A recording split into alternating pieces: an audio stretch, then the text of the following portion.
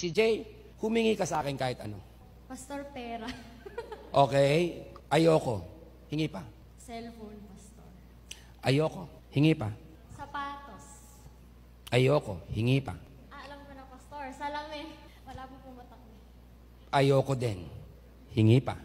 Maybe you are asking the wrong question. Si Jay, tanungin mo ko, ano po ba, Pastor, ang gusto mong ibigay sa akin? Yan ang tanong mo. Pastor, ano pong gusto niyo ibigay sa akin? Gusto kitang bigyan ng 1,500. Okay? Humingi ka na. Pahingi po ng 1,500. Okay, good. Dahil yun ang gusto kong ibigay sa'yo, dahil hiningi mo, bibigyan kita ng 1,500. Wala na po bang bawian? Baka mamaya may harangin. Hindi. Ayan, sa'yo yan.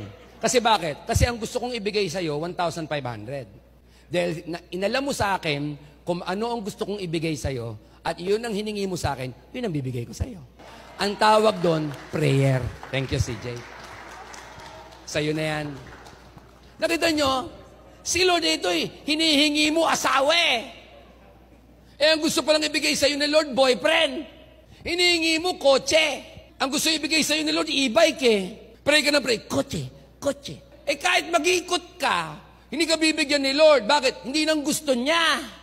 Ang tamang tanong, Lord, ano ba ang gusto mo na ibigay sa akin?